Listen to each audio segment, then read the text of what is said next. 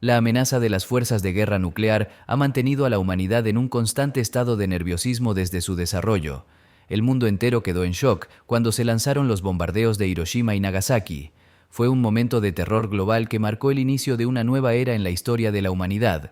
Durante la Guerra Fría, el gobierno de la URSS, al igual que otros estados, se encargó de enseñar a la sociedad cómo esconderse adecuadamente en caso de un ataque con bomba atómica. Estos esfuerzos se transmitían por televisión y la población vivía bajo la sombra de un posible conflicto nuclear. Cuando la Unión Soviética colapsó, tanto dentro del país como en el extranjero, la gente comenzó a preocuparse menos por la posibilidad de que las armas nucleares fueran utilizadas. Sin embargo, las potencias nucleares todavía mantienen esas armas en sus manos. El discurso cambió y se habló más sobre el concepto de un átomo pacífico. Muchos militares y gobiernos empezaron a ver en la energía nuclear un potencial que iba más allá de la destrucción. Querían aplicar las tecnologías nucleares a usos civiles. Por ejemplo, en los Estados Unidos hubo una iniciativa para crear un coche de propulsión nuclear llamado Motor Ford Núcleo, mientras que en la URSS se pensaba en un modelo similar, el Volgo Átomo. No obstante, en medio de estas aspiraciones pacíficas, también surgieron historias sobre accidentes relacionados con el uso de la energía nuclear. Estos incidentes recordaron al mundo el peligro latente que sigue presente en la manipulación de tecnologías nucleares. Chernobyl, Fukushima y las islas Three Mile son solo algunos de los accidentes nucleares más grandes de la historia. Estos incidentes han dejado una marca profunda en la conciencia colectiva de la humanidad. Son ejemplos de lo que puede salir terriblemente mal cuando se manejan tecnologías tan poderosas. Estas tragedias alimentan pensamientos filosóficos sobre el futuro, pensamientos que a menudo llevan a una conclusión inquietante. Si algo sale mal a gran escala, es probable que no tengamos tiempo suficiente para reaccionar. Durante casi 80 años, estos temores han persistido entre personas de todo el mundo. Sin embargo, existe otra razón para el nerviosismo que parece ser ignorada por los medios de comunicación: Pakistán. Pakistán es un país con armas nucleares y está atravesando una combinación peligrosa de desafíos, entre ellos una crisis económica grave, una demografía explosiva y las secuelas de una inundación catastrófica que ocurrió hace 2 años. Además, el país enfrenta movimientos separatistas recientes, una deuda enorme y la influencia de los talibanes. Pakistán también está en una situación complicada en sus relaciones internacionales, con el FMI y China jugando roles importantes en sus asuntos internos. El Islam ahora, más que nunca, es un factor crucial en la política y en los intereses del país. Pakistán, una nación con una enorme región bajo su control, está en posesión de misiles nucleares con un alcance potencialmente devastador. Sin embargo, Pakistán está luchando por evitar que su país se desmorone. Las tensiones internas y las líneas en el mapa trazadas por intereses externos han dejado a la nación al borde del colapso. Uno de los problemas clave de Pakistán es la presencia de vecinos hostiles. Esta situación se remonta al momento en que el general británico McMahon, conocido por sus discusiones sobre la expansión china en Asia, trazó una línea en un mapa sin tener en cuenta los intereses locales. Esta línea no solo ha generado tensiones entre China e India, sino también entre India y Pakistán. La región de Cachemira, situada en una zona de gran altitud, es un ejemplo claro de este conflicto. Durante mucho tiempo, indios y pakistaníes vivieron juntos en un estado bajo el dominio de la India británica. Sin embargo, las divisiones políticas y territoriales han transformado esta convivencia en un foco de conflicto. En 1947, cuando el Imperio Británico llegó a su fin, los británicos abandonaron la región, dejando al descubierto un cisma antiguo entre hindúes y musulmanes. Este conflicto, que había permanecido latente, estalló cuando el gobernante hindú de Cachemira, Hari Singh, reconoció la soberanía india sobre su territorio. Según la Ley de Independencia de la India, adoptada por el Parlamento británico, Cachemira tenía pleno derecho a unirse a la India, lo cual fue respaldado por la decisión de su gobernante. Sin embargo, esta decisión no fue bien recibida por Pakistán, que consideraba la región de Cachemira como parte de su territorio debido a la mayoría musulmana que vivía allí. Esta situación llevó a la intervención del ejército indio en el Principado, resultando en un punto muerto entre ambas naciones. Desde el lado indio, la situación fue vista como una legítima aplicación de la Ley de Independencia de la India y una decisión correcta por parte del gobernante de Cachemira, Hari Singh. En contraste, Pakistán se basó en el principio del derecho de los pueblos a la libre determinación, un derecho reconocido por la ONU en 1545 para justificar sus reclamos sobre Cachemira. Así, en 1947, Pakistán se vio involucrado en una guerra por la región. El ejército pakistaní logró recuperar un tercio de Cachemira, tras lo cual se concluyó un acuerdo de paz temporal. No obstante, Pakistán no abandonó sus aspiraciones y en 1965 realizó un segundo intento de recuperar la región, confiando en que había acumulado suficiente fuerza para vengarse y alcanzar sus objetivos. Mientras tanto, las potencias militares se llevaron a cabo con el desarrollo de armas nucleares y misiles balísticos, lo que añadió una nueva dimensión de gravedad a los enfrentamientos futuros entre India y Pakistán. La comprensión de la posible devastación que podrían causar estos nuevos armamentos ha sido un factor crucial en la dinámica de conflicto entre estos dos países.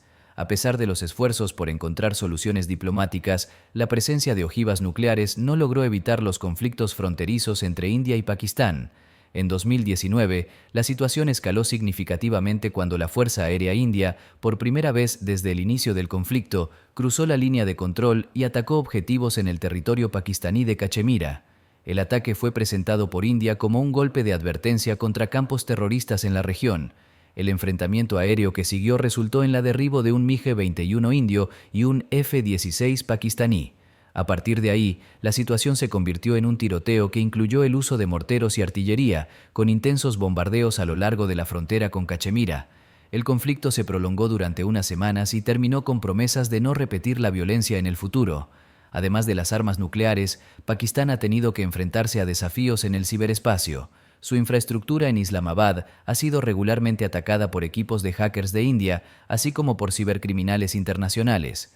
Para contrarrestar estos ataques, Pakistán ha lanzado proyectos clave en ciberseguridad, entre los cuales destaca Kibera, diseñado para resistir ataques y llevar a cabo operaciones ofensivas.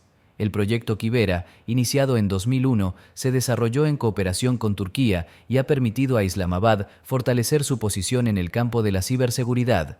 Además, el sector de tecnologías de la información, TI, en Pakistán se está desarrollando activamente, contribuyendo a su capacidad para enfrentar los desafíos cibernéticos y mejorar la seguridad nacional. Hoy en día, más de 2.000 personas trabajan en empresas de tecnología en Pakistán, las cuales emplean a más de 300.000 especialistas en TI de habla inglesa. El país cuenta con 13 parques tecnológicos dedicados al desarrollo de software y otros servicios tecnológicos. Anualmente, las universidades pakistaníes preparan a más de 20.000 ingenieros y programadores informáticos. Esta creciente industria refleja una tendencia global hacia la importancia de los especialistas en tecnología en casi todos los ámbitos de la vida. En el mundo actual, las áreas de neurociencia e inteligencia artificial están avanzando a pasos agigantados. La profesión de científico de datos se está convirtiendo en una de las más prometedoras y demandadas. Los especialistas en esta área necesitan poseer habilidades específicas que están en alta demanda en todo el mundo, no solo en Pakistán. En 2014, científicos de la Universidad de Colorado llevaron a cabo una simulación para modelar las consecuencias de un intercambio nuclear entre India y Pakistán.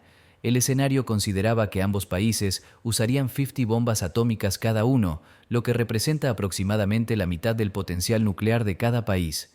Cada bomba tenía una potencia de 15 kilotones, similar a la de la bomba Little Boy que cayó sobre Hiroshima. La simulación, realizada mediante modelado por computadora, mostró una imagen terrible del mundo en caso de tal conflicto. Como resultado de un conflicto nuclear regional, se produciría un apocalipsis climático debido a una serie de efectos devastadores. El fuego generado por las explosiones lanzaría enormes cantidades de hollín y partículas a la atmósfera. Estas partículas, provenientes de productos petrolíferos, edificios quemados y otros materiales, formarían una especie de pantalla que bloquearía la luz solar. Esta pantalla podría durar hasta 9 años, cubriendo la superficie de la Tierra y privándola de los rayos solares. La atmósfera se llenaría con millones de toneladas de hollín, lo que llevaría a una disminución drástica de la temperatura en la superficie terrestre.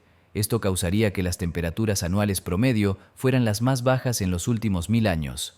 Durante el invierno, las temperaturas podrían enfriarse hasta 3 grados por debajo de los promedios normales, mientras que en verano las temperaturas serían extremadamente bajas, con condiciones de heladas nucleares. El periodo de crecimiento de las plantas se vería severamente afectado, con las cosechas agrícolas reducidas a entre 10 y 40 días. Los cultivos no tendrían tiempo suficiente para madurar, lo que causaría una disminución significativa en la producción de alimentos.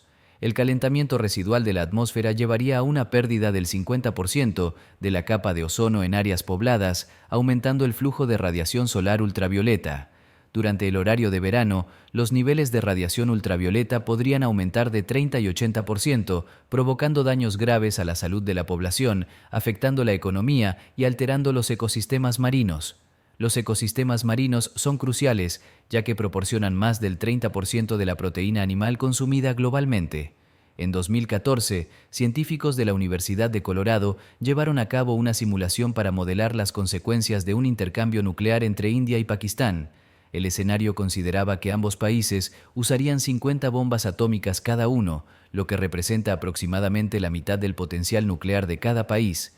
Cada bomba tenía una potencia de 15 kilotones, similar a la de la bomba Little Boy que cayó sobre Hiroshima.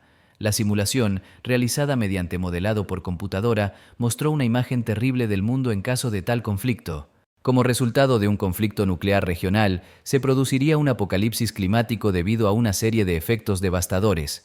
El fuego generado por las explosiones lanzaría enormes cantidades de hollín y partículas a la atmósfera. Estas partículas, provenientes de productos petrolíferos, edificios quemados y otros materiales, formarían una especie de pantalla que bloquearía la luz solar. Esta pantalla podría durar hasta 9 años, cubriendo la superficie de la Tierra y privándola de los rayos solares. La atmósfera se llenaría con millones de toneladas de hollín, lo que llevaría a una disminución drástica de la temperatura en la superficie terrestre. Esto causaría que las temperaturas anuales promedio fueran las más bajas en los últimos 1000 años. Durante el invierno, las temperaturas podrían enfriarse hasta 3 grados por debajo de los promedios normales, mientras que en verano, las temperaturas serían extremadamente bajas, con condiciones de heladas nucleares. El periodo de crecimiento de las plantas se vería severamente afectado, con las cosechas agrícolas reducidas a entre 10 y 40 días. Los cultivos no tendrían tiempo suficiente para madurar, lo que causaría una disminución significativa en la producción de alimentos. El calentamiento residual de la atmósfera llevaría a una pérdida del 50% de la capa de ozono en áreas pobladas, aumentando el flujo de radiación solar ultravioleta. Durante el horario de verano, los niveles de radiación ultravioleta podrían aumentar de 30 a 80%, provocando daños graves a la salud de la población, afectando la economía y alterando los ecosistemas marinos. Los ecosistemas marinos son cruciales, ya que proporcionan más del 30% de la proteína animal consumida globalmente. La frontera establecida por los británicos se convirtió en una fuente constante de problemas con las tribus pastunes. Estas tribus, ubicadas a ambos lados de la frontera, estaban siempre dispuestas a rebelarse si percibían hostilidad por parte de las autoridades británicas. Este conflicto se trasladó a la India británica y posteriormente a Pakistán tras su independencia.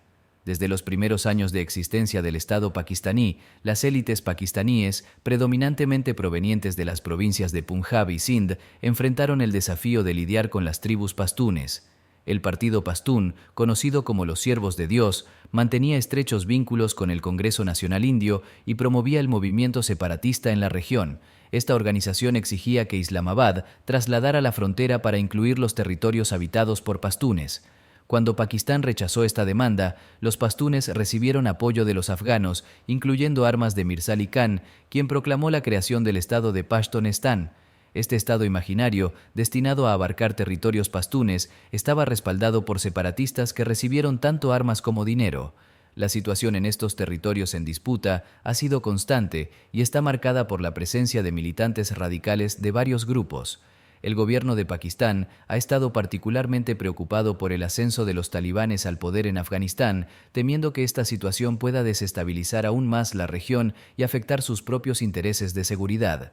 En 2017, Pakistán inició la construcción apresurada de una frontera fortificada que incluía 2 vallas metálicas con malla trenzada y alambre de púas, equipadas con cámaras de vigilancia y sensores de movimiento infrarrojos. A pesar de los esfuerzos, el proyecto no se completó a tiempo y alrededor del 10% de la línea fronteriza permaneció inacabado. La construcción no se detuvo ni siquiera durante la pandemia, aunque los avances fueron limitados.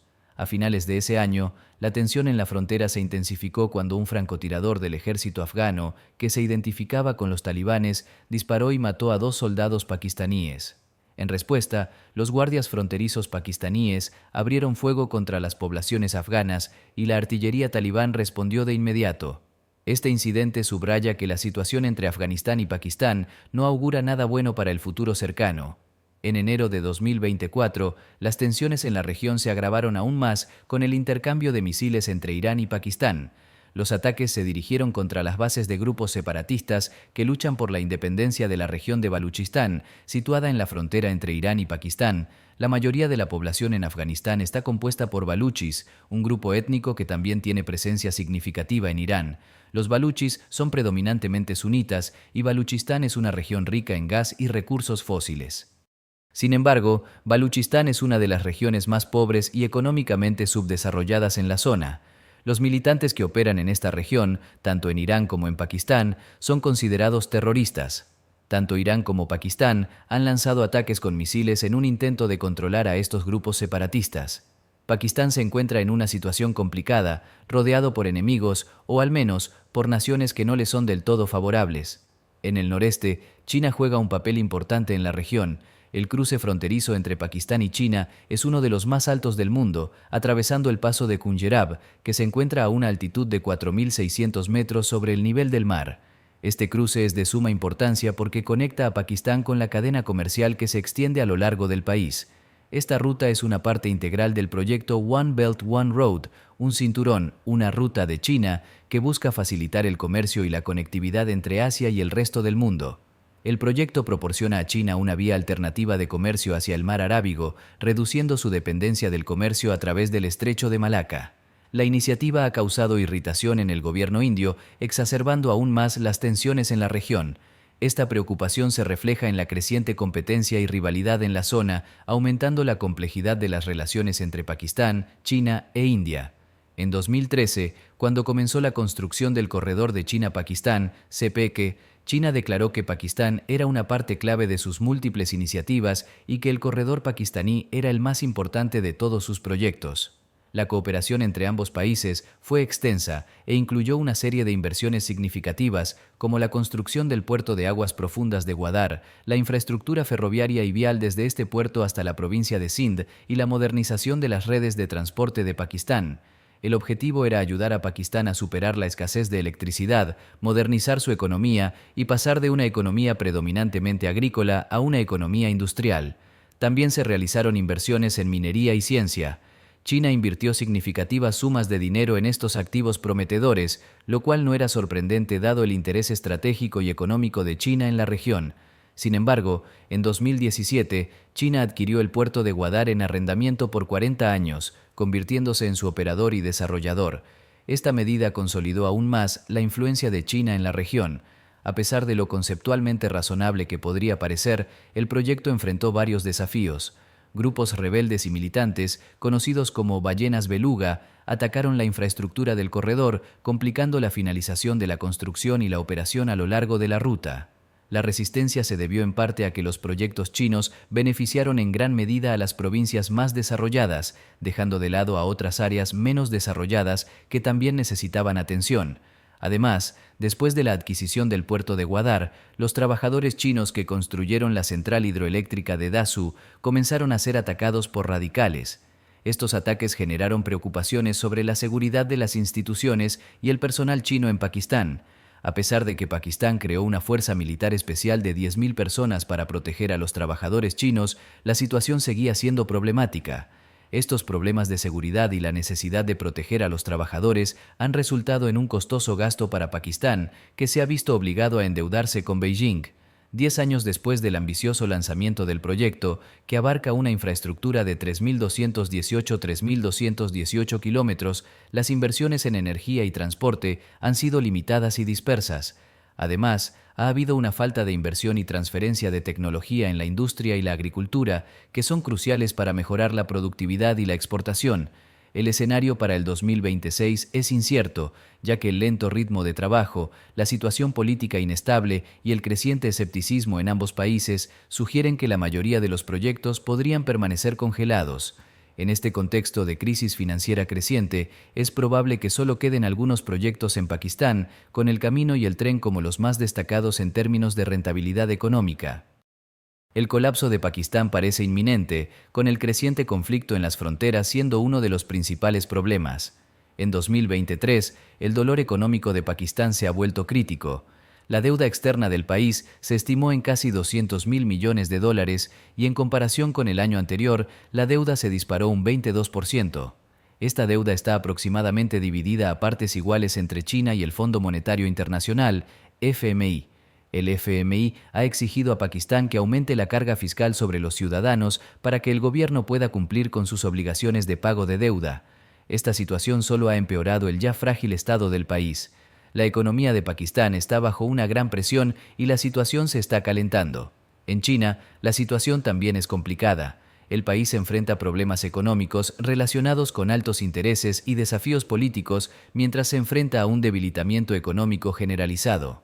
En 2022 fue un año particularmente difícil debido a las terribles inundaciones provocadas por un fuerte monzón que llevaron al gobierno chino a declarar un estado de emergencia. Las inundaciones afectaron a 33 millones de personas, aproximadamente un tercio de la población, destruyendo 1.6 millones de viviendas y causando daños estimados en 10.000 millones de dólares. Además, las inundaciones resultaron en la muerte de 1.325 personas y afectaron gravemente a las zonas productivas, destruyendo el 90% del suministro de agua y amenazando con una hambruna. Abril del 2024 trajo nuevas inundaciones a Pakistán, aunque con menos intensidad, pero el país sigue enfrentando amenazas económicas y desafíos adicionales que afectan su estabilidad y desarrollo, mientras que en Estados Unidos, Rusia, la Unión Europea y muchos otros países del mundo, los políticos se enfrentan al desafío de aumentar la fertilidad para contrarrestar el declive demográfico anual. En Pakistán, la situación es completamente diferente. Allí, el crecimiento poblacional es explosivo y ha sido descrito como excesivamente rápido.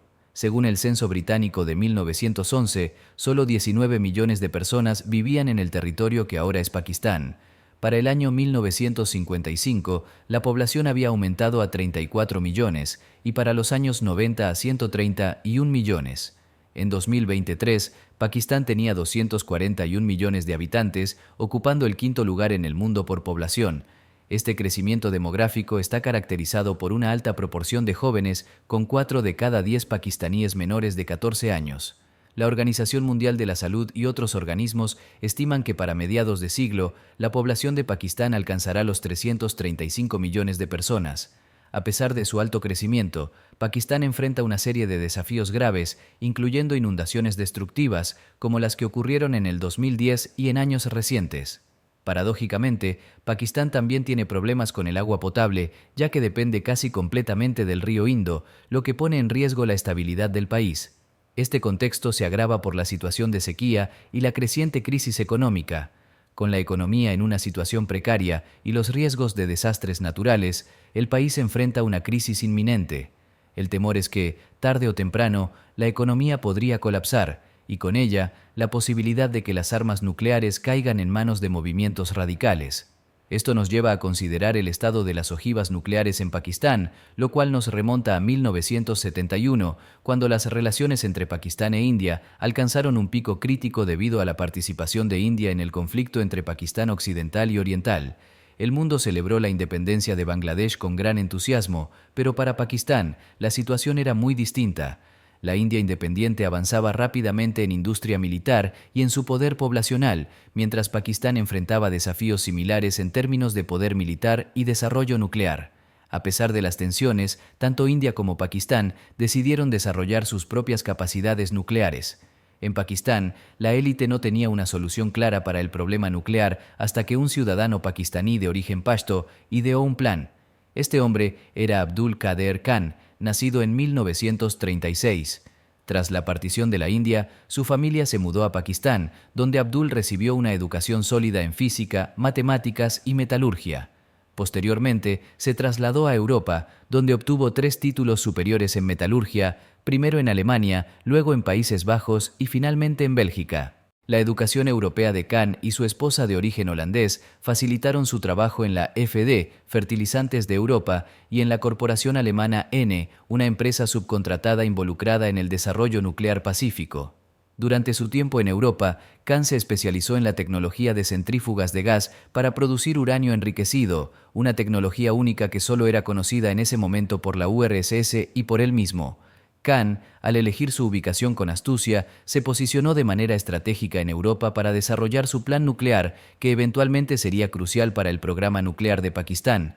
Las sanciones impuestas a Pakistán tuvieron un impacto significativo en la economía del país.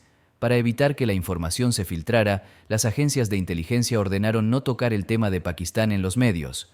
Curiosamente, Abdul Qader Khan no fue despedido ni deportado. En lugar de eso, simplemente fue trasladado a una posición sin acceso a información secreta. Especialistas holandeses, en colaboración con colegas de la CIA y otras agencias estadounidenses, aprobaron las acciones de inteligencia local, basándose en la creencia de que Pakistán no tendría éxito en su programa nuclear debido a su base industrial mediocre. Sin embargo, Khan, después de ser degradado a una posición aparentemente inútil, decidió regresar a Pakistán. Antes de irse, había tomado algunos documentos secretos que llamó la atención de los pakistaníes. Un vigilante de la FDO, Fertilizantes de Europa, informó a las autoridades pakistaníes sobre la situación. El científico que dio la alarma se puso en contacto con los servicios especiales de Pakistán. Aunque le pidieron que se fuera por razones obvias, el científico filtró toda la información a la prensa, provocando un gran escándalo que obligó al gobierno a confirmar el robo y a condenar a Khan a 4 años de prisión en rebeldía. La situación se volvió absurda cuando Khan, al decidir visitar los Países Bajos nuevamente, descubrió que su expediente había desaparecido.